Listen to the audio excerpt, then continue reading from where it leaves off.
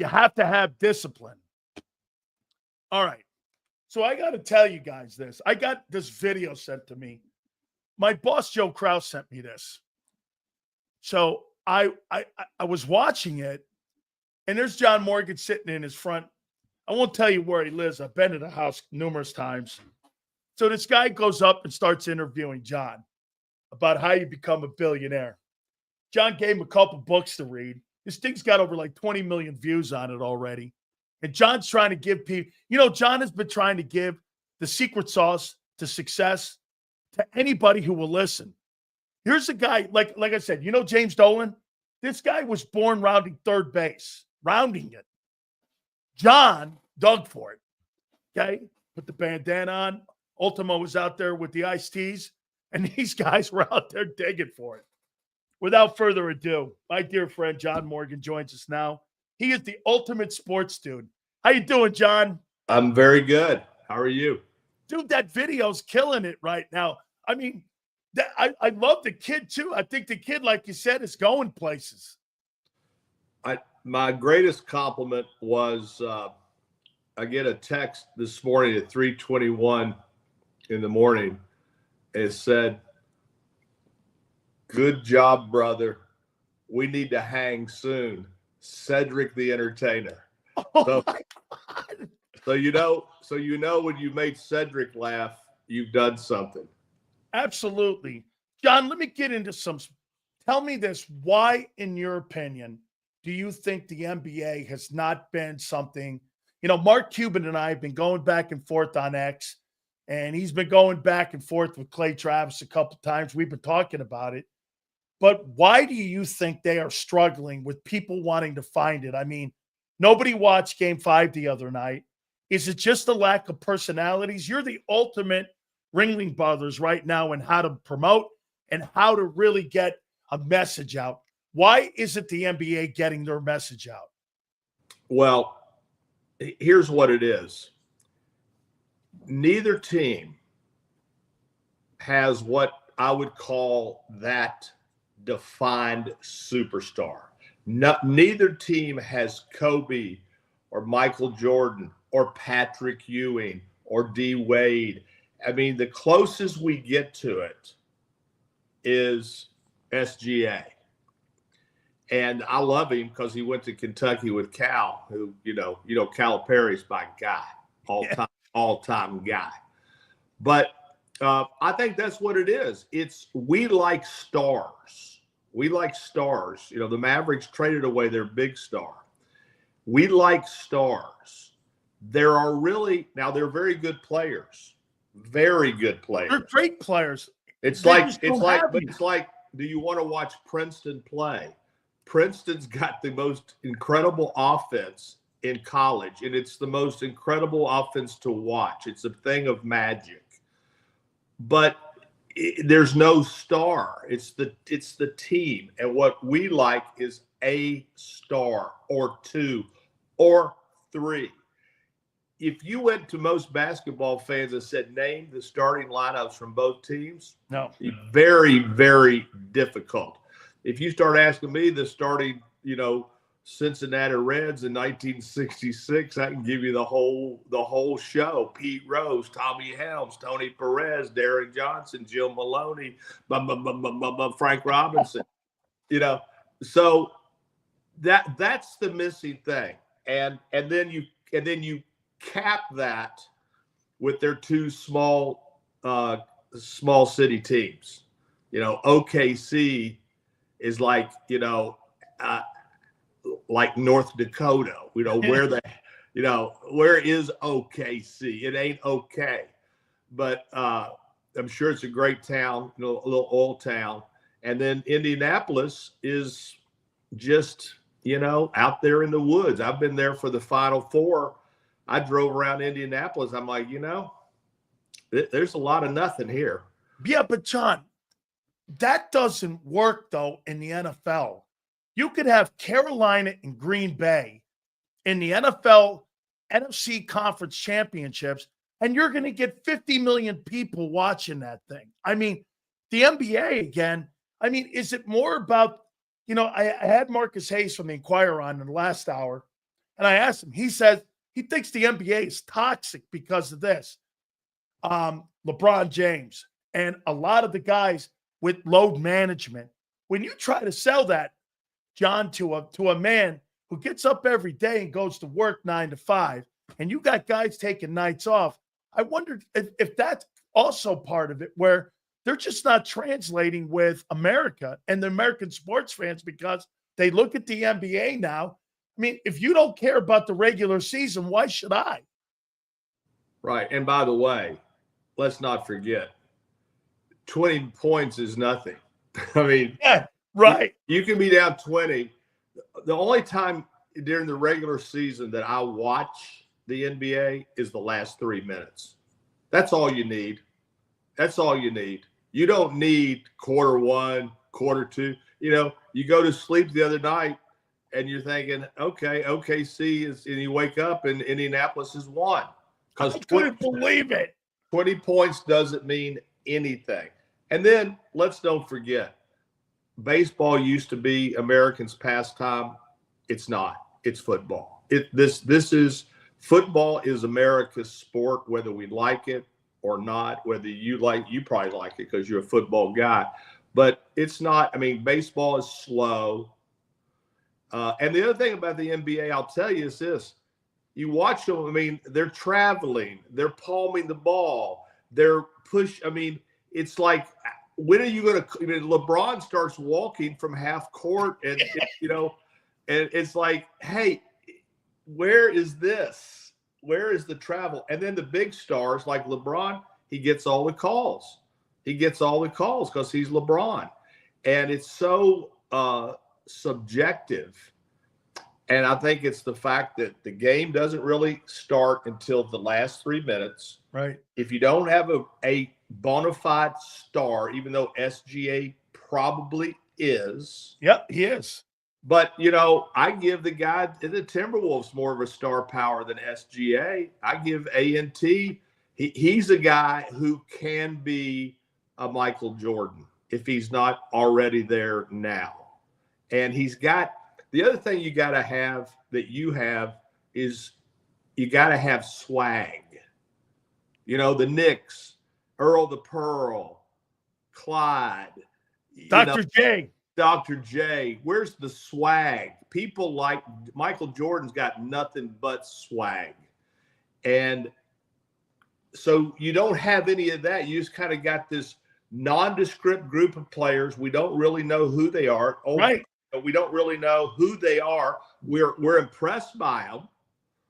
But I'll tell you what, if I was the NBA commissioner, I'd make a new rule to make it more exciting. And by the way, they can do it. I would make a 4-point shot from behind the half court line. And I would make a 5-point shot if you inbound it from full court and just throw it the length and it goes in. I love it. That's 5 points. I want some action. I want some action. I don't want the one-on-one with SGA dealing on somebody. Hey, John, then tell me this. Is it just because she's a white chick? The attraction of Caitlin Clark, I'm not going to lie. Over the weekend, I got a notification. Caitlin Clark's playing. I turned it on, 32, 9, and 8 she gets. I'm watching this. If I put her in a mall, John, in Orlando, and I asked 10 people to point her out, they would point her out. If I put SGA in an Orlando mall, 3 people would pick him out. But What is the attraction? What's the attraction of Caitlin Clark? The attraction is this: white versus black.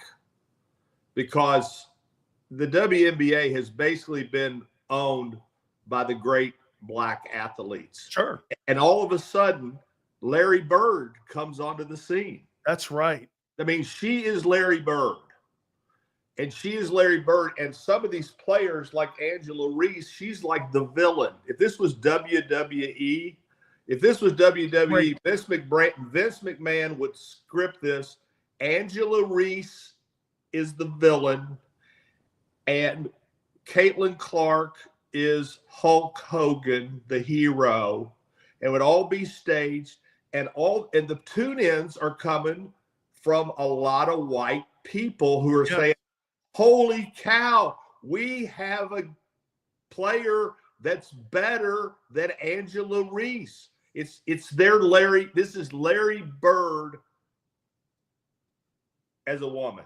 But why, John, do you think people have a problem saying this? Because, man, I'll tell you what, I'm with you, because this is what I say. Larry Bird and Magic had this. You had black guy, white. You had black guy, white guy. You had Lakers, Celtics. You were coming out of, they used to tape delay the finals. I mean, the last tape delay in 79, back in 79, they had Sonics and Bullets. They played at midnight. These guys were taking it into the television era, and it was appointment setting television. I mean, look at the news, John. You're always on these news outlets like with Cuomo and all these guys. I mean, they sell race. They sell race hating, and they sell race. Look at Fox and CNN. Two polar opposites on how they approach their broadcasting, right? I mean, why is that so hard for the WNBA to understand that there's a business in selling race, but they have to land on one side? I think you do what the NBA did. Well, the WNBA is having record years. I mean, record year. Caitlin Clark has saved the WNBA. I mean, look, with all due respect, you know, I never watched a WNBA game ever. And now I find myself watching, but only watching Caitlin Clark, because you have that friction and you have people giving people love these across the throat, and you have that going on. And you have this white versus black thing going on that has made the whole thing much more tense. Everybody's talking about it. Everybody knows it. If they don't want to admit it, then they're just being, politically correct. And it's just the same thing that the election was about. That the election was a race war. You have the people on the right, the MAGAs on the right, who believe that they were being reversely discriminated against because everybody's getting a hand up and not them. And you had the people, the progressive, who are saying we're being oppressed. And the election was a race war, and the war was won by MAGA, and it was a repudiation of DEI, which is now DEAD, woke, which is asleep, and transgender swimmers. That was the whole election. It had nothing to do with inflation. It was all about culture. And look, at the end of the day, most of us can't do what these great athletes can do. So we have to live vicariously through them. White people are living vicariously through Caitlin Clark. And they're like, yes, we are finally winning. She is me. And then they despise Angela Reese because, she's the nemesis to Caitlin Clark. And Angela Reese is then saying shit like, the reason that ratings are up is because of me. And everybody's like, bullshit. Yeah, but John, I think you have to have a villain and a good guy in sports. And that's right. And the reason Angela Reese is correct, that it is about her, she's the villain. Right. She's the villain to the white spectators. She's the one that you come to the WWE to hate for some people. Now, the villain also has their fans. And Vince McMahon was able to become a billionaire off staging, championships. Yeah. And listen, when you go to WWE, grown men and grown women are screaming and yelling as if it's real. I know. mean, they're screaming like this is really true. And we're really watching a cartoon. So let me ask you about, let me go here with this. I'm going to ask you one political question, John. So this past weekend, when you saw all the protests, I said this, and I will say this to my death on this. Where were those people in November? I mean, this is another example of fooling yourself again as you're getting ready for the midterms. If you think this guy's not baiting you into what he wants, he is a professional baiter, John. He knows that his base is middle America in the South. He knows it's not New York, and he knows it's not California. But yet you see Chicago, California, and you see all these people going, look at all the people that showed up. And I'm like, well, where were those people last November? I mean, they weren't there. Am I reading that wrong? No. And look, Trump is very, very smart when it comes to people. And he's a master of stagecraft. Look, it's not a coincidence that he goes to the Alabama and LSU football games. It's not a coincidence that he goes to UFC. It's not a coincidence that he goes to WWE. It's not a coincidence that he cozies up to these phony televangelist crooks, you know, Billy Graham's son, but Franklin Graham. I mean, Jerry Falwell's, bullshit son. But he's not. He knows what he's doing. He has tapped in to the majority of Americans, and they forgive him for everything. And now you see, and he's beautiful at pivoting. At first, he said, "I told Israel not to go in," and then today I heard him say, "We control the skies over Iraq. We, like me." So he's like, he's seeing that Iran has been a big, bluffer all these years. They're like Iraq. They don't have weapons of nothing. And so all of a sudden Trump's going, now, wait a minute. I need to jump on this bandwagon. We control the skies. And we have the bunker buster that can bust in. Yeah, I've seen it. And yeah, so he love him or hate him, he learned a lot being on The Apprentice. He sure did. His whole cabinet is like a casting director from West Wing. You got that girl from South with the extension, with the extensions and the ball cap. She's like, off of episode of CSI Los Angeles. And you got Pete Hegsmith, who had to swear not to drink so he could be secretary. Hey, wait a minute. Hey, John, I could have swore I saw that girl, man, over at Rachel's one night, but I don't know. Well, he likes beautiful people. He does. Donald Trump, if you're ugly, do not apply. Do not apply, because if you don't look good on TV, you're not making the show. I mean, if you're Madeleine Albright, you're not going to get to be Secretary of State for Donald Trump. Going to be Marco Rubio. Couple last ones here. So, John, I know that you have a group together for the Rays, and I'm going to show you something here, and you guys can use this. I just heard that Major League Baseball may do this. So the Rays are 19-6 over the last, 25 ball games. They're 2.5 back of the Yankees right now. And you want to hear what baseball's getting ready to do? If they end up making it to the ALCS or the World Series, they're going to move the games to either Miami, Houston, or Atlanta, because they don't want to have it at Steinbrenner Field, because, they're playing over there now. Right. Oh, yeah. And they're not playing at the Trop because the Trop got knocked down because, obviously of a hurricane. So, so wait a minute. You're going to take that team who is starved and died over there and playing at Steinbrenner Field in front of 9,000 fans, and you're going to move that out because you need to make a nickel? That team will never survive in the Tampa Bay area. Look, just remember this. It's only about making nickels. That's what that's all about. So you can go down there and play in a softball field type setting, but you got to have a stadium. You got to have something to get the money for the World Series or the playoffs. But it's not sustainable.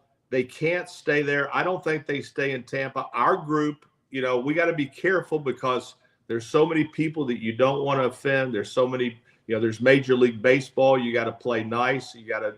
And so our group, we're ready to buy the team. We're ready to negotiate. Does Stu want too much for it? I heard he overpriced it. I don't want to get into that. All right. But look, you know what something is worth, Dan? What? What somebody will pay. Okay? If you ever want to know what something's worth, it's worth what somebody else will pay. And if Stu can get it, then good for Stu. He might not get it from me, but he might get it from somebody like when you got a guy like Ballmer who's got FU money, it doesn't mean, it doesn't matter to Ballmer with the Clippers.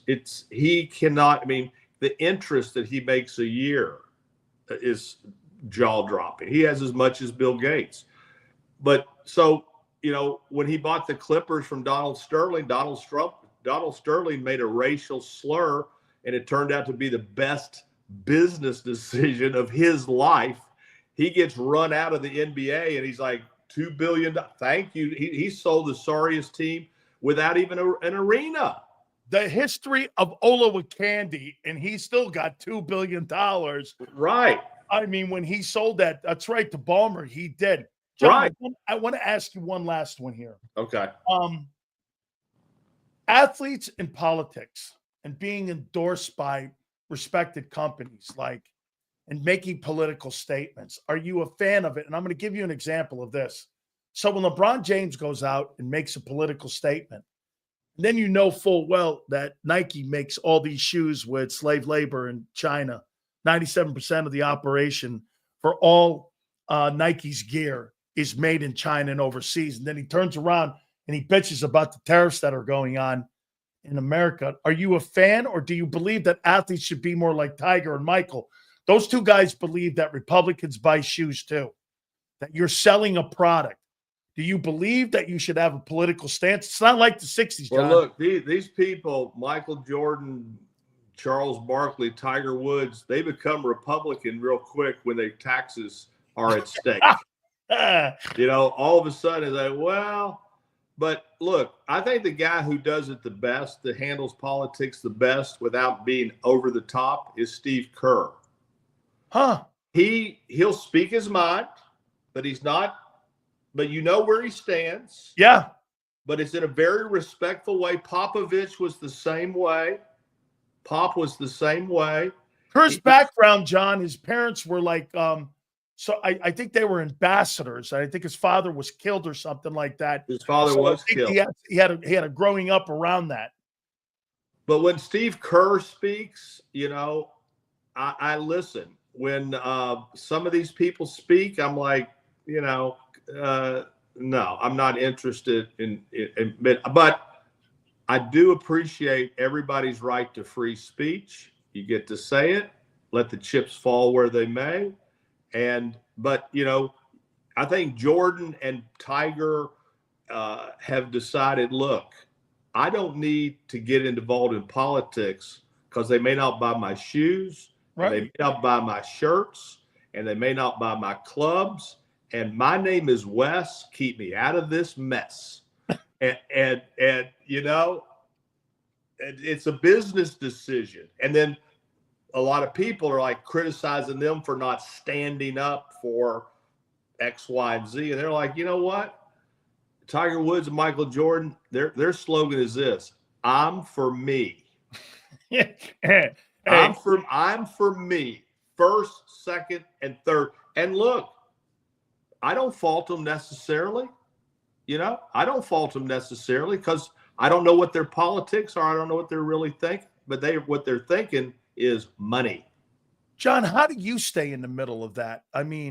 Because look, you got everybody clicking at your heels now when it comes to political donations and wanting you to be a supporter of this or supporter of that person or this issue or that issue. A guy like you probably has, I've been told, billionaire guys, there's probably 7,000 deals that get presented to you daily. You look at 3 or you look at 1. How do you differentiate and how do you stay in the middle of that to be able to be equally fair to what you're looking at with the causes that you believe in and the positions you believe in? How do you keep a balance with that? Well, the first thing I'm always looking for, whether it's my charities or like we just gave a bunch of money to build a new building in Orlando for the Coalition for the Homeless for women and children. The things we're building a food bank in Appalachia. Charlie Ward and I, you know Charlie Ward. Oh, I just had him on my show. Well, Charlie Ward and I are FAMU coach now. He's the FAMU coach, but the Heisman Trophy. Next week, Charlie wants me to help build a Boys and Girls Club in Tallahassee. I'm inclined to do that. And Charlie Ward is one of the greats, not only as an athlete, but as a human being. And so when I make my charitable stuff, I'm looking for dignity. I'm looking for food, water, medicine, shelter, clothing. That's kind of our wheelhouse. I'm not a real, money for the arts and all that. Other people can do. I mean, if you want to take me to the ballet, just leave me at home. I'm not going. If Willie Nelson's playing, I'll get in the car and come. If it's the Nutcracker, no. But the fans, the hoity-toity people can go do that. But wait, no Met Galas, John, for you? No. So, and as far as businesses go, what I invest in is, and I invest in a lot of things, but I use the same strategy that I use when I go to the racetrack. I never bet on the horse. I only bet on the jockey. You told me that years ago. And I still do. When Pat Day was still a jockey and Jerry Bailey, I'd go to the racetrack, and if I saw Pat Day and Jerry Bailey, one on a long shot, one on another, I'd put a win on each of them. They go, do you want to see? I don't need to see anything else. I don't need to see anything else. Jerry Bailey, Pat Day, book. Let's go cocktail. I love that, John. That's great stuff. You told me that. I remember we're sitting there smoking cigars. Thanksgiving. It was like Thanksgiving. Yeah. John, I go, John, what's the key? He goes, dude, you got it wrong. Because I was talking about it. Hey, what do you think of this? Do you invest in stocks? And he looked over at me. He goes, I invest in jockeys, not the horse. And I'm going like, man, I have always used that. And I talked to Warren Buffett about this. He goes, never invest in widgets. Invest in workers. Right. And people.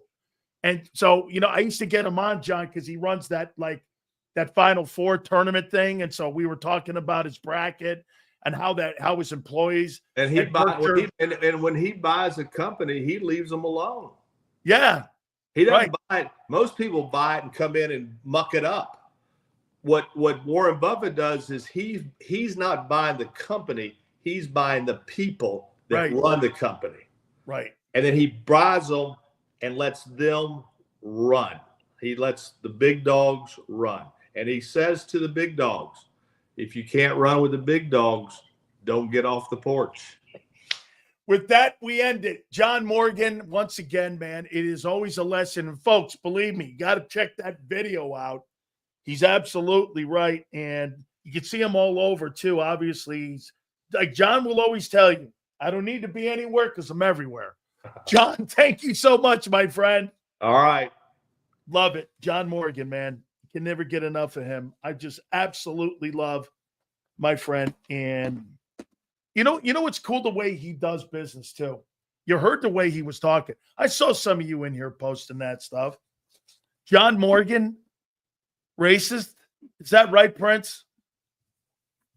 It's because you guys don't like to hear this. Race sells.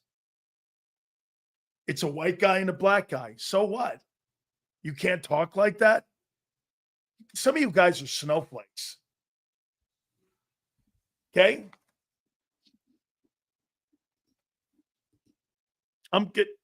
Wow. So that guy donates more to Democratic parties than anybody in the country.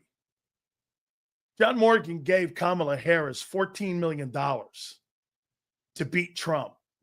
Really? I'll make sure I tell you that some people in here think that. John Morgan gave $14 million to Kamala Harris to beat Trump.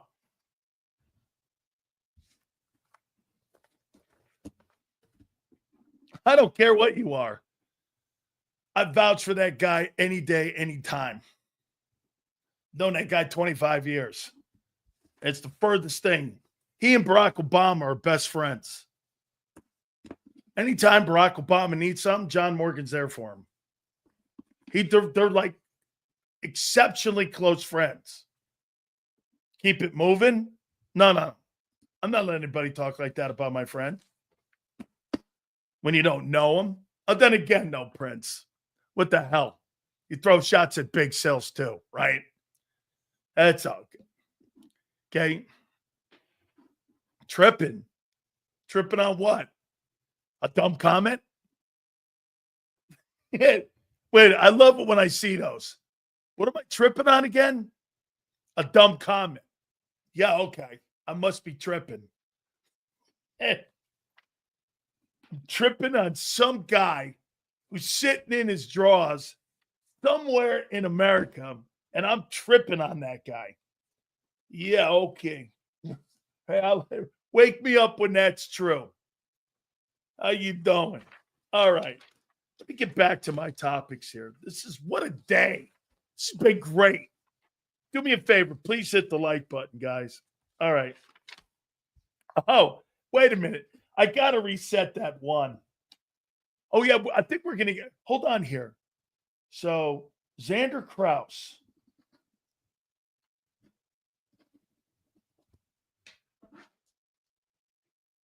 Marcus Hayes said that Doug Peterson would have done a better job than Nick Sirianni if he was still the coach of the Philadelphia Eagles. And he'd be better. Doug's a better coach. Yeah. I'm like, well, wait a minute. What about Nick? Now, so you believe, and I asked that question. Seals, to John's point, I never knew a Democrat. I never knew a Democrat on tax day. Funny, Kyle. So wait a minute.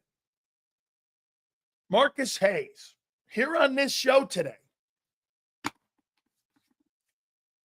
he said,